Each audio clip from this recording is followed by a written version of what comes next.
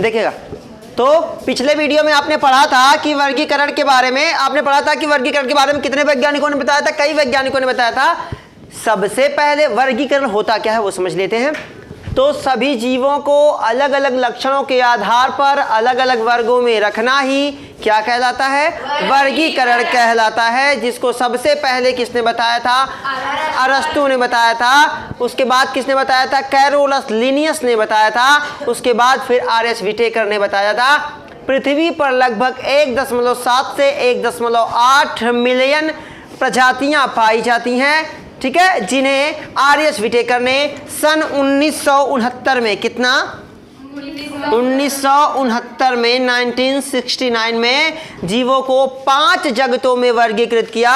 जो जगत कौन कौन से हैं, मोनेरा, प्रोटिस्टा, कवक, पादप और जंतु। देखिए उन्होंने किस लक्षण के आधार पे, जैसे कैरोलस लिनियस ने भी जीवों को अलग किया था, लेकिन उन्होंने केवल जीवों को 2 जगतों में बांट दिया। उन्होंने कहा कि पृथ्वी पर जीव केवल 2 प्रकार के पाए जाते हैं, या तो वो पादप होंगे या तो वो जंतु होंगे, पहला, या तो दूसरा वह होगा उसमें आरबीसी पाई जाएगी या तो आरबीसी नहीं पाई जाएगी। लेकिन आर.एच. व्हिटेकर ने जीवों को अलग अलग लक्षणों के आधार पर क्या कर दिया भाई, वर्गीकृत कर दिया। पहला लक्षण क्या था, तो देखिएगा पहला लक्षण क्या था, पहला लक्षण हम कोशिका के आधार पे देख लेते हैं। किसके आधार पे देख लेते हैं, कोशिका के आधार पे। तो आपको मालूम होना चाहिए कि कोशिका कितने प्रकार की होती है। तो कोशिका कितने प्रकार की होती है, 2 प्रकार की कोशिका होती है, एक होती है यूकैरियोटिक और दूसरी क्या होती है, प्रोकैरियोटिक। तो आर.एच. व्हिटेकर ने बताया कि मोनेरा, याद रखिएगा कि मोनेरा में, जो मोनेरा जगत के प्राणी होंगे उनमें कौन सी कोशिका पाई जाएगी, तो कौन सी कोशिका, प्रोकैरियोटिक। बाकी जितने भी जीव होंगे उनमें कौन सी कोशिका पाई जाएगी, यूकैरियोटिक। कौन सी भाई, यूकैरियोटिक, ठीक है, चलिए वेरी गुड, यूकैरियोटिक और ये भी यूकैरियोटिक। देखिएगा अब आपके दिमाग में, आपके जहन में एक बात आएगी कि अगर प्रोटिस्टा में भी यूकैरियोटिक कोशिका पाई जाती है, कवक में भी यूकैरियोटिक कोशिका और पादप में भी यूकैरियोटिक कोशिका पाई जाती है, जंतु में भी यूकैरियोटिक कोशिका पाई जाती है, तो क्यों नहीं इन चारों को एक वर्ग में रख दिया जाए। तो मैंने आपको शुरू में बताया था अलग अलग लक्षणों के आधार पे, ये अभी एक लक्षण हुआ है कि नहीं। दूसरा लक्षण की बात कर ले, शारीरिक बनावट के आधार पे या संरचना के आधार पे। किसके आधार पे, संरचना के आधार पे। आप जानते हैं जीव कितने प्रकार के होते हैं, 2 प्रकार के होते हैं। कौन कौन से होते हैं भाई, या तो एक कोशिकी या तो क्या होंगे, बहुकोशिकी होंगे। क्या होंगे, एक कोशिकी। याद रखिएगा कि प्रोटिस्टा, केवल प्रोटिस्टा के, पूरे पृथ्वी पर केवल प्रोटिस्टा के ऐसे जीव हैं जो क्या होते हैं, यूकैरियोटिक होते हुए भी क्या हैं, एक कोशिकी।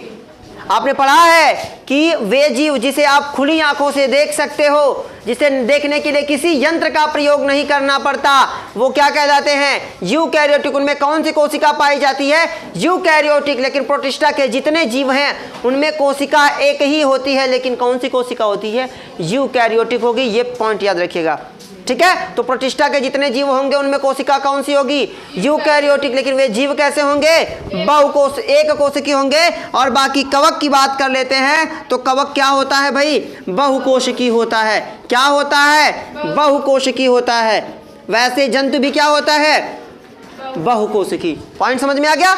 तो आप कहेंगे कि कोशिका के आधार पे, कोशिका की संरचना के आधार पे, अब आपने कहा ना भाई कि अलग अलग लक्षणों के आधार पे, तो कोशिका के आधार पे सब, केवल मोनेरा वाला जीव क्या होता है, प्रोकैरियोटिक होते हैं। मोनेरा में जितने जीव पाए जाएंगे वे क्या होंगे, प्रोकैरियोटिक। उनमें कौन सी कोशिका, प्रोकैरियोटिक। बाकी सब में यूकैरियोटिक। अब प्रोटिस्टा में जो कोशिका होती है, कोशिका संगठन के आधार पे ये एक कोशिका होता है, बाकी सभी जीव क्या होते हैं, बहुकोशिकी। तो आप कहेंगे कि सर जी अब ये वाला बराबर हो गया है कि नहीं। आप कहेंगे कि कवक, अब कवक, पादप, जंतु, इनको एक जगत में रख देना चाहिए था। जब इनको सारे लक्षण मिल रहे हैं, जैसे यूकैरियोटिक की, बहुकोश की, ये भी, तो सबको एक में नहीं। अब अगला पॉइंट क्या समझ लेंगे भाई, पोषण। क्या है, पोषण के आधार पे। अब देखिए ये क्या होगा, ये क्या होते हैं, ये होते हैं बहनी परपोषी। क्या होते हैं, परपोषी होते हैं। और केवल पौधे क्या होते हैं, स्वपोषी होते हैं। पौधे क्या होते हैं, स्वपोषी। और जंतु क्या होते हैं, परपोषी। एक लक्षण समझ में आ गया।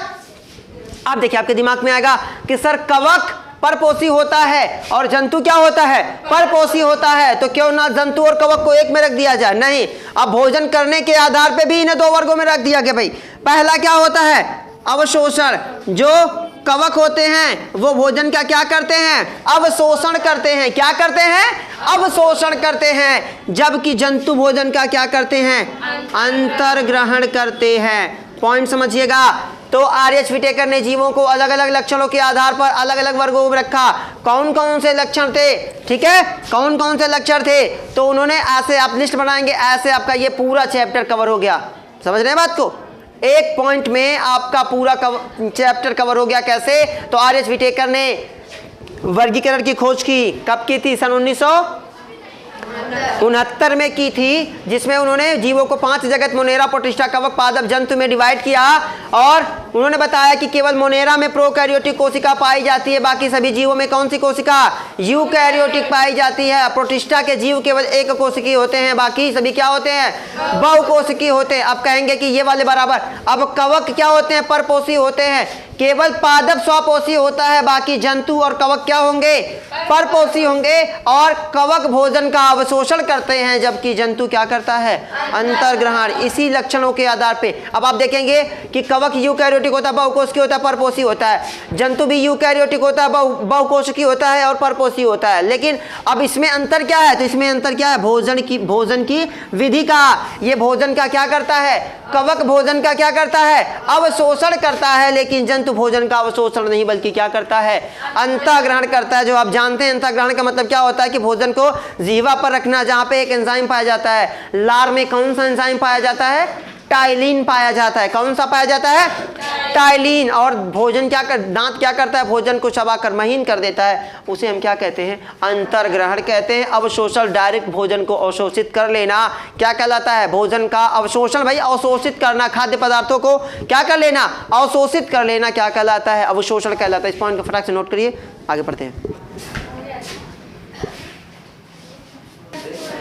देखिए अब इस पॉइंट के हिसाब से आप समझ लीजिए, जैसे आपने पिछले डायग्राम में देखा, आपने पिछले स्ट्रक्चर के हिसाब से उसको समझा। अभी आप इसको समझिए कि कोशिकी संरचना के आधार पे लक्षण ये भी देखिए, कोशिकी संरचना भी लक्षण है।